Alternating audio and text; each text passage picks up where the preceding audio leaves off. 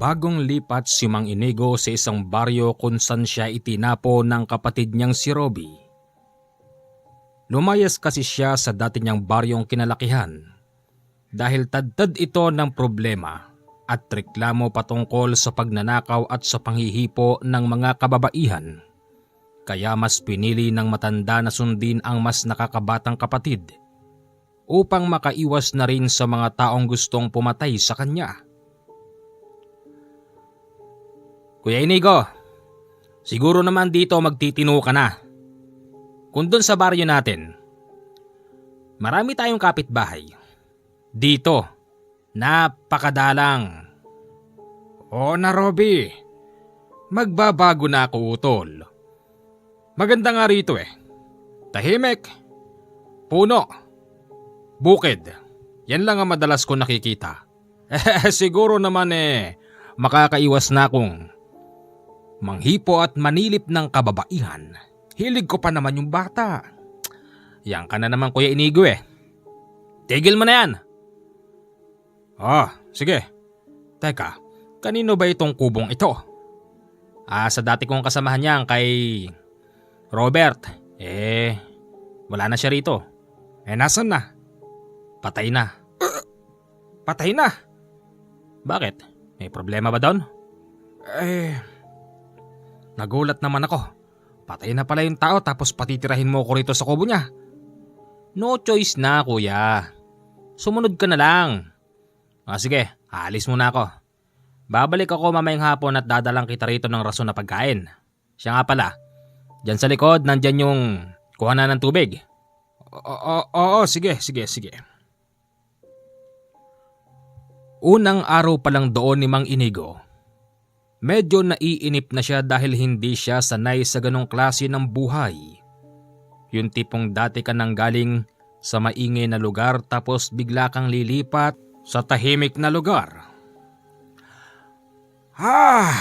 Boring! Napaka-boring pala rito sa bukid. Mabuti pa sa syudad. Maraming babae. Teka, sino yon? Mukhang...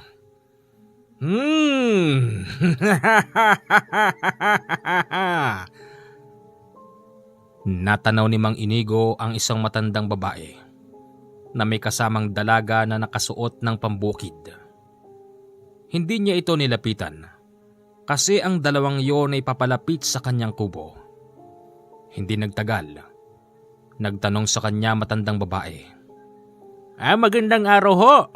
Ay, magandang araw din. May kailangan ho ba sila? Napansin lang po namin kasi parang may tao dito sa dating kubo ni Robert. Ano ho ba kayo ni Robert? Ni nasirang Robert? Ay, si Robert ba? Ay, pinsan ko yon.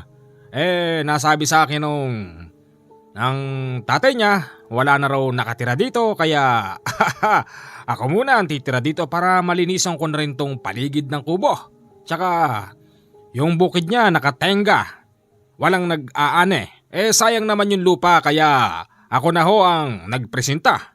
Ganun ho ba? Alam niyo ho bang nangyari kay Robert? Wala na akong pakialam doon. Basta ang akin lang po itong lupa. Kung ano man ang kasalanan ni Robert kaya siya namatay o kung ano man ang sakit niya, wala na po akong pakialam doon. Lola, tara na. Ako nga pala si Inigo. Isang binatang may edad na 79. Wala na sa kalendaryo pero matikas pa din at hinahabol pa rin ng kababaihan. Naku, ang matandang ito, mukhang kurosyonada pa yung apo ko. Ay, mano po Lola. Naku, kilabutan ka nga sa ginagawa mo. Halika na, Claudia. Claudia, bago tayo maghiwalay pwede ko bang makamayan ng malambot mong kamay? Pwede ba ako makipagkilala sa'yo? Ako nga pala si Inigo 794. Hoy, niloloko mo ba kami? Ikaw naman kasi. Para kasi akong nawawala sa isip ko nang makita ko ang maganda mong apo na si Claudia. Anong 794? Anong ibig mong sabihin doon? 79 na ako. O sige na, ako po si Claudia. aalis na po kami. Ay, teka. Saan ba kayo pupunta? Yung bukid dyan sa likod amin ho yan. Ay, bakit kayo nag-aalaga? O wala ba kayong tauhan? Mas gusto namin ng lola kami ang gagawa. Baka merong bubuhating mabigat dyan, yung pataba, ganyan ba? O kaya isang galon tubig. Kung gusto nyo, ako na magbubuhat para sa inyo. Nako, hindi na. Wala kaming dalang pataba at kung pataba ang pag-uusapan, mag-uupa ako ng tao. Kung gusto mo, ako na lang. Kayang-kaya ko yan. Basic lang sa akin yan, matikas pa rin ang katawan ni Mang Inigo. Naku, wag na. Baka nga hindi mo kayang iangat yun. Mabakli pa yung buto-buto mong nangangalay na. Kayang-kaya ko yan. Habang nakikipag-usap ang matandang Inigo sa maglola, ang kapatid nitong si Robbie dumarating. Bit-bit ang kalahating sako ng bigas tapos may mga grocery. Ni hindi man lang ito masalubong ng matandang Inigo. Sino yon? Kapatid mo? Bakit di mo man lang masalubong? Akala ko ba kayong pang bumuhat ng mabigat na pataba? Kayang-kaya ng kapatid ko yan. Yan kasi yung mga ganyan. Basic lang sa kanya yan. Bata pa yun eh. Kuya, tama na pakikipag-usap. Buhati mo tong grocery at nabibigatan ako. Sige. Paglabas ng matandang Inigo, wala na roon ang maglola. Robbie, kursunada ko yung babae. Yan na naman tayo eh. Di ba nga kaya kita nilipat dito? Para tigilan mo na yan. Robbie, makinig ka sa akin. Hindi naman porkit kursunado ko siya isisilipan ko siya o hihipuan, hindi ganon. Robbie, seryoso na ako sa pagkakataong ito. Gusto ko siya. Type ko siyang ligawan. Mahal ko siya. Mahal. Ako kahit yung anak ko hindi ko pagkakatiwala sa iyo eh. O kaya kahit yung asawa ko na lang.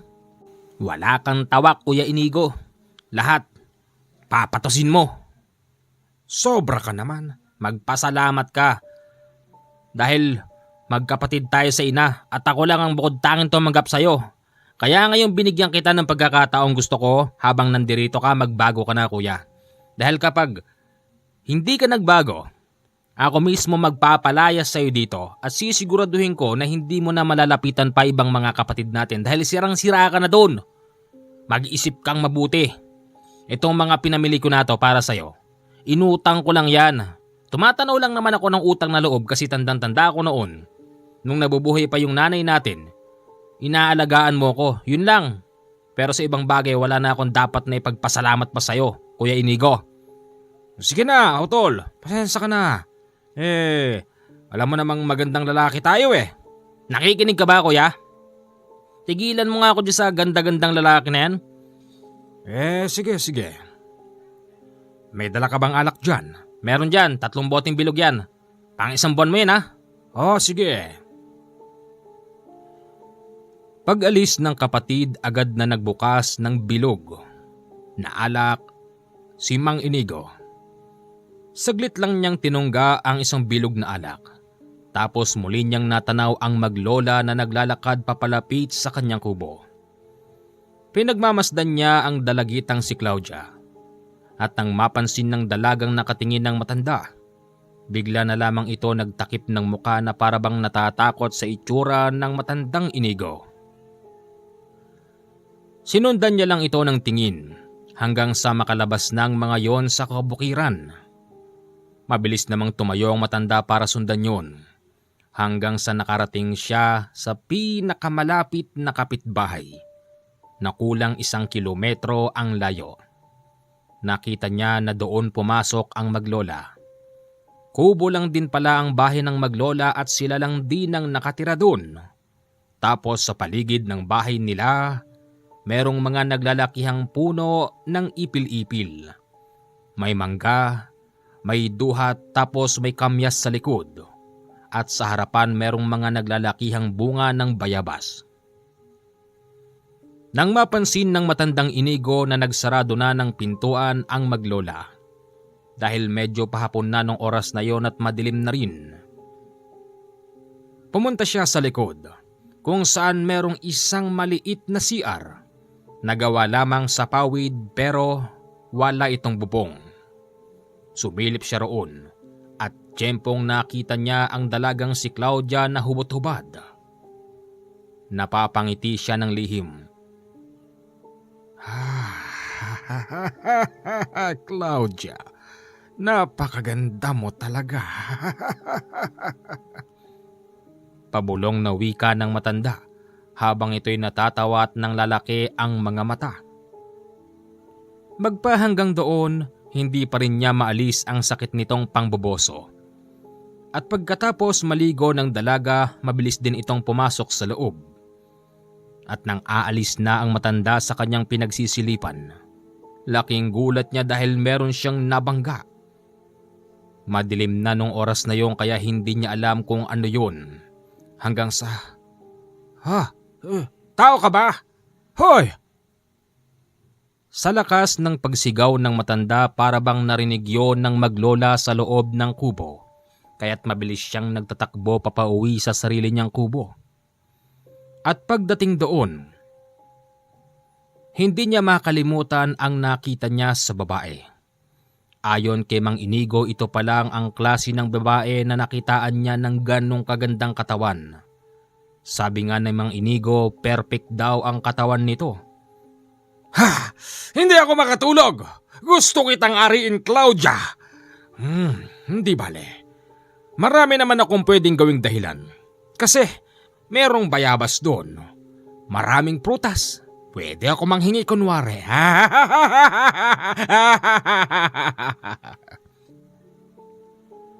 Kinabukasan magang-maga meron siyang dalang groceries na idadahilan niya para ipamigay sa maglola kapalit ng kaunting bunga ng bayabas. La! Si Mang Inigo dumarating! Magandang umaga po. Inigo, bakit? Naalala ko.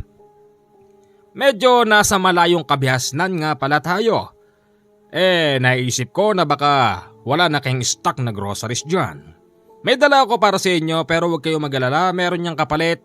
Bunga lang naman ng bayabas. Kasi yung kapatid ko ay nagdala sa akin ng karne ng baboy kahapon gusto ko sanang asiman ng bayabas. Baka naman pwedeng maging kapalit yung bayabas na yan dito sa dala kong groceries. Sige, tama-tama. Paubos na rin naman ang stock namin ng aking apo. Sige. Habang pumipitas ang matanda, hindi maputol-putol ang pagtingin nito kay Claudia. Nagwawalis kasi ang dalaga sa palibot ng kanilang kubo habang ang kanyang lolay nasa loob at nagluluto. Ang tagal doon ng matanda na para bang sinusuri pa nito ang bunga na bawat niyang pipitasin.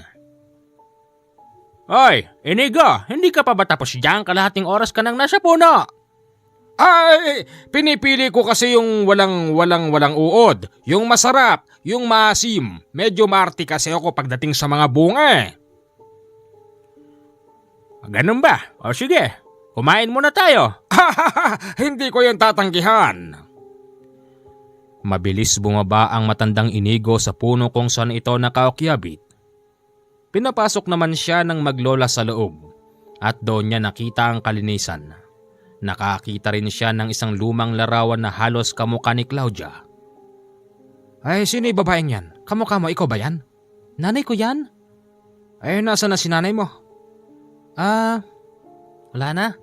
Anak ko, condolence. Hindi, sumama lang sa ibang lalaki. Ganun ba? Nako, pasensya ka na ha. Naalala mo pa? Okay lang yun. Inigo, kumakain ka ba ng toyo at itlog? Masarap yan. Yan ang gusto ko. Habang kumakain sila, ang mata ng matandang Inigo ay gumagala. Napatingin siya sa pintuan ng kwarto kung saan merong nakalagay na mahabang kortina na nagsisilbing pintuan ng kwarto. Ano tinitignan mo dyan? Napansin ko lang. Parang ang dilim yata sa kwarto na yon. Abay, parang nakakatakot yata rito. Wala bang multo rito? Wala. Nako. Nakakatakot. Di ba kayo natatakot dito? Abay, ang dami-daming puno. Baka mamaya merong aswang dyan. May kapre dyan. Doon sa akin, Ang tanging puno lang doon yung papaya, yung saging tapos maaliwalas na kasi tinatabas-tabasan ko ng punti-unti yun eh. Ano ka mo? Aswang?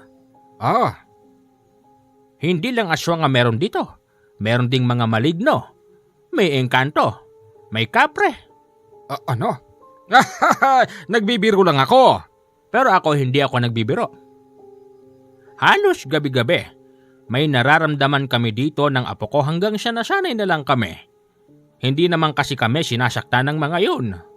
Anak ko, huwag kayong magtitiwala. Mas makabubuti na siguro kung meron kayong kasamang lalaki rito para maprotektahan kayo. Pwede ako dyan. Naku, hindi na.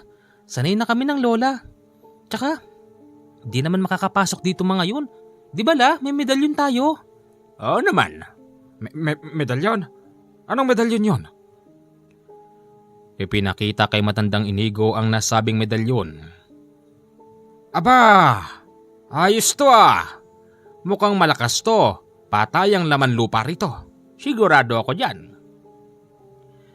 Pagkatapos kumain, nagpatuloy ang matanda sa pagkuha ng bunga. Dahil sa sinasadya nitong magtagal doon, lumipat pa ito sa malaking puno ng bayabas. Doon yun nakapwesto sa likod kung saan meron itong katabi na malaking puno ng duhat. Habang naroroon ang matanda, inaantay niyang lumabas ang dalaga para pagmasdan. Habang nagwawalis kasi dati ang babae, patuwad-tuwad pa ito na siya namang mas gusto ng matanda. Kitang-kita niya ang kabakatan ng likod ng babae. Hindi nagtagal ipinagpatuloy ni Claudia ang pagwawalis sa labas. Habang ang matandang Inigo kunwaring inaamoy-amoy ang bunga ng bayabas. Ang ganda mo talaga, Claudia. Huwag kang mag-alala. Hindi kita babastusin. Liligawan kita, Claudia. Claudia ng aking buhay. Pero paano kita mapapasagot? Paano? Tulungan niyo po ako. Diyos ko po. Gusto kong maging sakin si Claudia. Gagawa pa kami ng 100 anak para ipangsabak sa basketball team. Kahit pabirong wika lang ang binanggit ni Mang Inigo, meron palang nakakadinig sa kanya.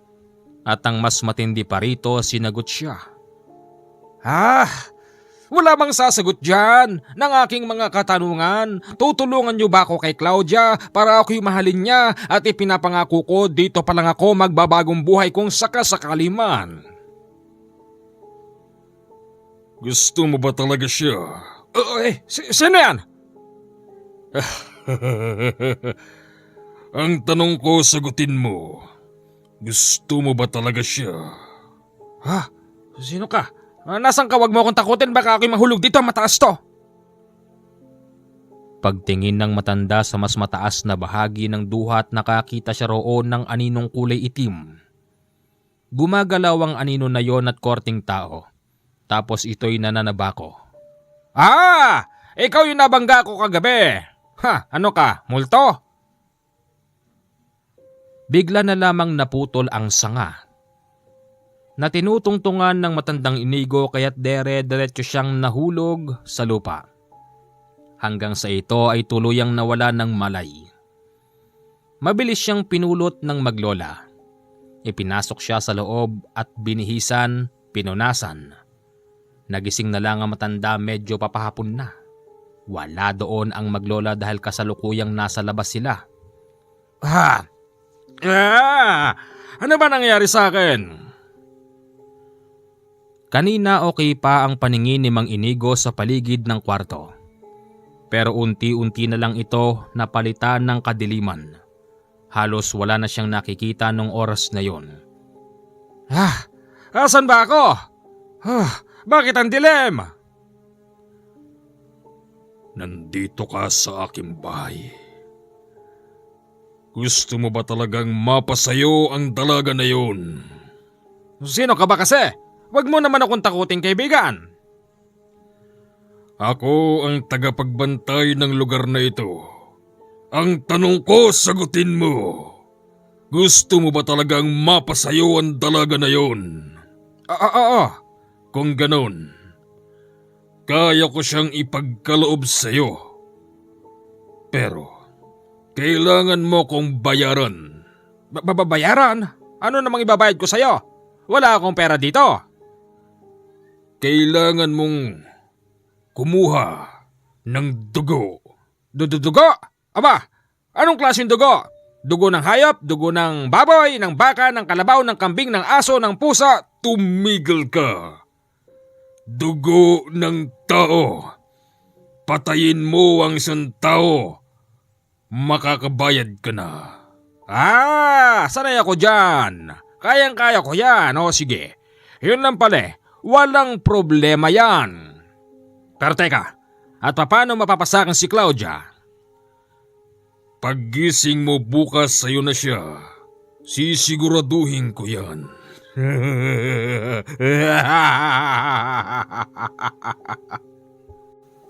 Tila naging isang panaginip ang lahat.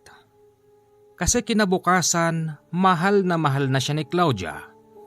Niyayakap siya nito. Huwag ka na nga alis ha, Inigo. Dito ka lang sa tabi ko. Oo naman. Oo naman. Oh, Inigo, ano bang gusto mong kainin? Kahit ano, Lola. Kahit ano. Maraming salamat dahil pumapayag kang maging akin ng apo mo. Aba syempre, basta nagmamahalang kayong dalawa. Biglang nagbago ang isip ng matanda at ng apo nito. Kung dati, para bang diring-diri sa kanya mga ito. Ngayon, para bang ginto ang tingin sa kanya at takot na umalis ang matanda sa kanilang bahay.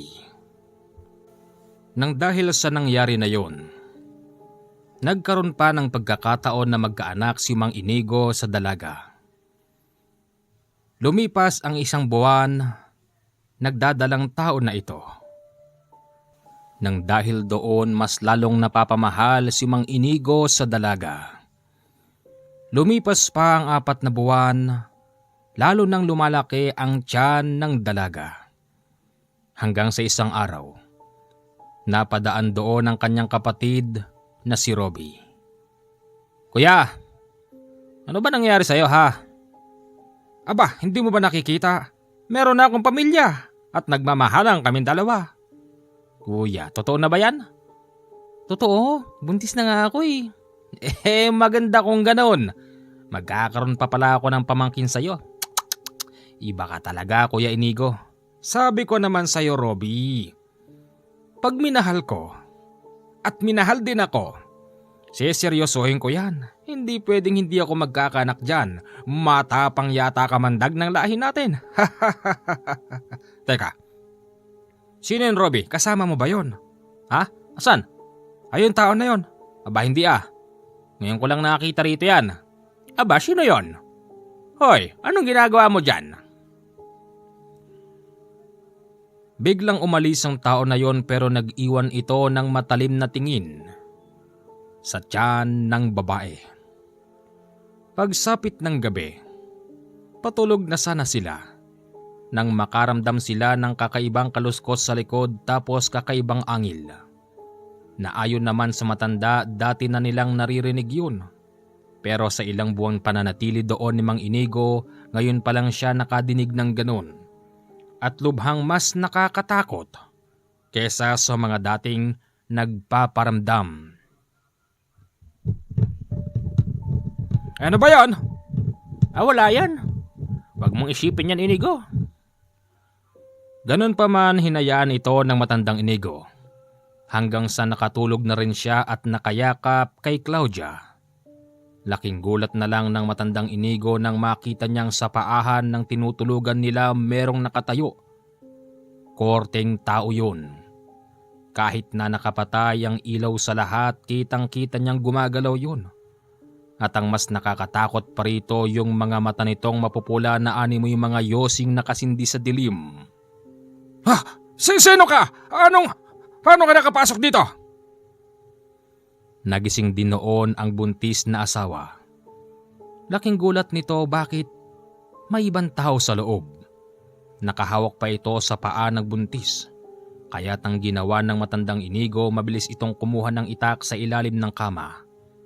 At nang ibaling niyang muli ang tingin niya, wala na ito roon. Ang matandang babae naman bigla ring nagising. Ano ba nangyayari dyan? Lola, may nakapasok na tao. Saan dumaan yung tao na yon? Teka, nakabukas ang pinto. Nakabukas nga ang pinto. Pero sa pagkakaalala ni Mang Inigo, sinarado niya ang pinto na yon ng double lock. Kaya gano'n na lang ang pagtataka nila kung bakit nabuksan ng taong yun ang kanilang bahay. Lumipas pa ang 2 buwan, naisipan nilang lumipat ng titirhan.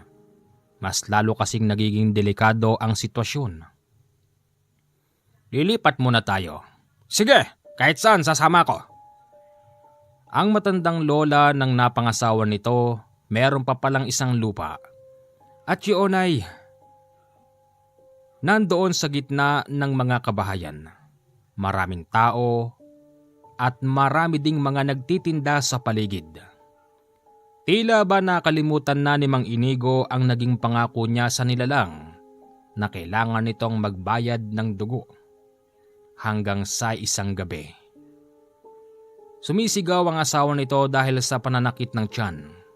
Para bang merong kung ano sa paligid. Hanggang sa hindi nakatiis ang matanda, kumuha ito ng asin. Isinaboy niya ito sa itaas ng bahay. At laking gulat ni Mang Inigo dahil may umangil doon. Angil ng kakaibang halimaw. Hoy! At sino ka? Bakit ginugulo mo kami? Pagkatapos ng angil, nakita niyang may lumipad na isang malaking ibon na nagmula sa kanilang bubong. Ano yon, Inigo? Parang may malaking ibon. Ganun ba? Sa palagay niyo, Lola, ano yon? Sa palagay ko, aswang yon. Sige na, matulog na kayo. Yung itak mo, ha? Oo, Lola. Sinarado niya ng double lock ang pinto, ganun din ang mga bintana. At pagsapit ng 3:00 ng madaling araw, na alimpungatan siya dahil sa malamig na hangin na sumasapol sa kanyang muka. Pagdilat ni Mang Inigo, nakita niyang nakabukas ang bintana at ang mas nakakagimbal pa rito, merong ulong nakapabaligtad habang nakatitig sa kanila. Nakalabas ang ngipin nun, tapos mapupula ang mga mata. Diyos ko! Ulo! Ulo sa labas! Inigo, mukhang nagkakalimutan na tayo. Sino ka? Sino ka? Baka marinig ka ng asawa ko. Ako ang nagkaloob sa'yo ng mapapangasawa mo. Hindi ikaw yon. Malaki ang boses noon. Ako din yun. Kaya kong magpalit ng anyo at ng boses. Inigo, may utang kang dugo sa akin. Nakalimutan mo na ba? Hindi. Bigyan mo ako ng pagkakataon. Sige. Tulog naman ang asawa ko. Lalabas ako. Hahanap ako ng ibabayad ko sa'yo. Hindi, Inigo. Ako ang magsasabi sa'yo kung kaninong dugo ang ibabayad mo sa akin. Ha? May ganun ba? Usapan yan, Inigo.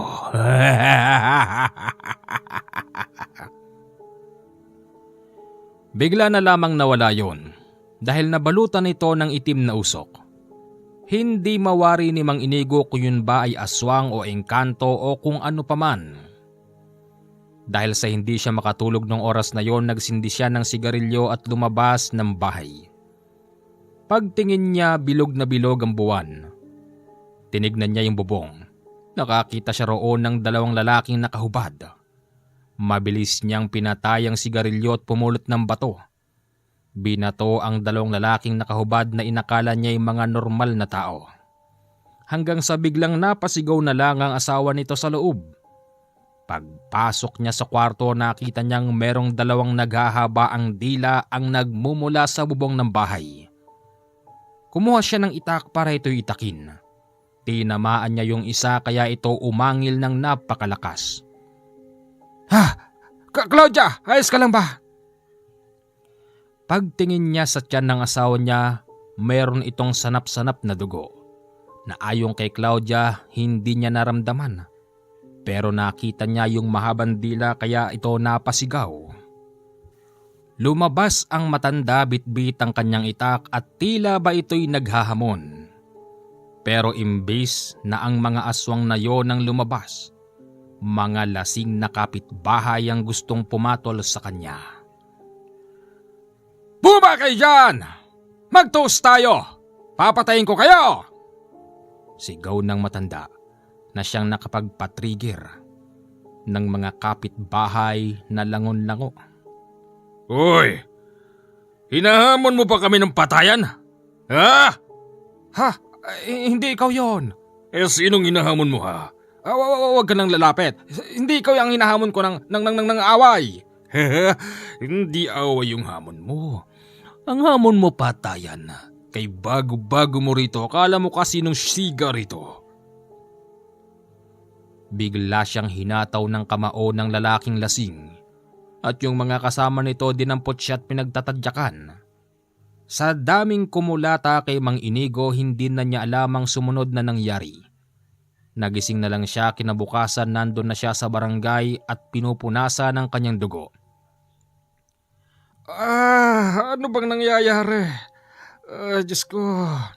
Nako Inigo, kinuyog ka ng mga kapitbahay na lasing. Hindi naman silang ang hinahamon ko eh. Mali kasi. Sino ho kayo? Ako ang kapitan dito. Maling naghahamon ka ng away. Yung magkakapatid na mga yon, purong mga rapas ang mga yon. Mali ang ginawa mo kahit na hindi sila pinaparinggan mo. Kahit sabihin mong aswang ang sinisigawan mo, isipin nilang sila ang hinahamon mo. Kapitan, paano bang ireklamo mga yon? Reklamo? Sa palagay mo, tatanggapin ko ba reklamo mo na yan? Hindi ko yan tatanggapin dahil delikado din ako. Kung gusto mo magreklamo, rumekta ka sa munisipyo dun sa mga polis dun. Ay, Diyos ko, wala bang hustisya sa nangyari sa akin? Lola, nasan si Claudia? Nandun sa bahay. Bakit niyo ho iniwan? Di siya pwedeng maglakad at malapit na siyang manganak. Dahil sa malapit ng manganak ang asawa nito, mas pinili ni Mang Inigo na wag magpadala sa ospital kahit sabihin na malubha ang tama nito sa katawan. Mabilis silang umuwi ng matandang lola. Pagdating nila doon, unti-unti na palang nagle-labor ang asawa nito hanggang sa sila ay nagpatawag ng komadrona. Ang komadrona naman para bang may kakaiba. Inaabangan nilang lumabas ang bata. Inabot sila ng hanggang alas 7 na ng gabi. Ang komadrona ay walang tigil sa paghilot sa tiyan ng babae. Hanggang sa... Lalabas na! Sigaw ng napangasawa nito. Lumabas naman ang bata sa kanyang sinapupunan pero laking gulat nila. Bata nga ang lumabas pero napakaputla na para bang walang dugo. Bakit hindi umiiyak ang bata? Ayon sa komadrona, ang kanyang anak ay patay na. Hindi siya makapaniwala sa nangyari. Paanong namatay ang bata ng ganong kabilis? At sinong walang hiya ang gagawa nun? Nakakita ang komadrona sa tiyan ng babaeng nanganak na merong parabang butas ng karayom. At sinabi nito na kinuha na ng mga aswang ang anak niyang walang kamuwang-muwang. Diyos ko, hindi maaari yun. Diyos ko.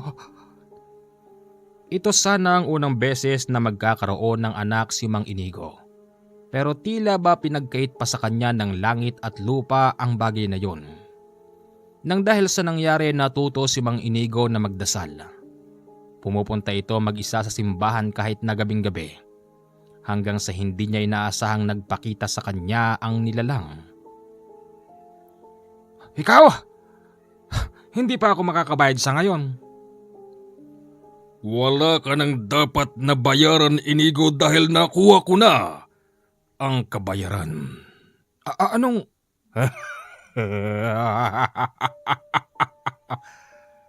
Ang kabayaran. Ang anak mo, wala nang iba. Ano? Hindi, ikaw ang kumuha sa anak ko. Para siyang pinagbagsakan ng langit at lupa nang malaman niya yun. At ang mas matindi pa rito pagkatapos ng isang buwan. Para bang nagkaroon ng amnesia si Claudia pati ang lola dahil hindi na siya kilala ng mga ito. Ipinagtatabuyan ng mga ito si Mang Inigo hanggang sa ito'y muling bumalik sa dati niyang bahay. Kuya, ano na pala mo? Sabi ko naman sa'yo, parang nahipnotis mo lang yung maglola na yung kaya ganyan. Okay na rin yung bumalik ka sa dati, di ba kuya? Oo na. Pakasakit, Diyos ko. Ang hindi makalimutan ni Mang Inigo kahit na wala na siya sa piling ng maglola. Hindi pa rin siya nilulubayan ng nilalang na yun, maging ang mga aswang na nakita niyang nakaukyabit sa bubong ng bahay. Kasi isang gabi habang natutulog ang matanda, nakita niyang bumukas ang pintuan ng kwarto at nakita niyang pumasok ang dalawang lalaking hubot-hubad. Nanglilisik ang mata ng mga yon, tapos ang pinagtataka noon ni Mang Inigo para bang hindi siya makakilos. Hanggang sa ito'y nakarinig na lang ng malakas na tawa at pagtingin niya sa bandang kanan naroroon ng nakakatakot na nilalang. Damputin nyo na yan. Balato ko na sa inyo si Inigo. Wika ng nakakatakot na boses. Dahil sa hindi siya makakilos noon, tuluyan siyang dinampot ng mga ito at inilatag ang katawan sa mahabang mesa. Nakita na lang ni Mang Inigo ang kanyang sarili na wala na siyang suot. Tapos ang dalawang nakakatakot na lalaking nakahubad na mayroong matutulis na pangil at kuko. Nakahawak sa kanyang tiyan na para bang minamarkahan kung saan hahatiin ang kanyang tiyan. Labis ang pagmamakaawa ng matandang yon hanggang sa tuluyan na ngang winarak ng mga ito ang kanyang tiyan. Ang kwentong ito ay sinulat po ni Kuya Robby na siyang kapatid ni Mang Inigo. Hindi na po natin alam kung saan nanggaling ang iba pang detalye basta ito po ay na-receive ko sa ating mamunting channel. Magandang gabi po sa inyong lahat. Ito ang ating kwento sa araw na ito. Sa mga gustong makipag-ugnayan po sa atin, meron po tayong Viber at WhatsApp at pwede rin naman po sa email. Ang ating email ay commanderfs85@gmail.com. Mag-send lang po kayo dyan ng inyong mga istorya. At sa mga gusto naman din pong makipag-usap sa akin sa Viber at sa WhatsApp lang po tayo pwede. 0948-5230-887. Yan po ang ating Viber and WhatsApp account. Maraming salamat po sa inyong lahat. Good night and enjoy listening.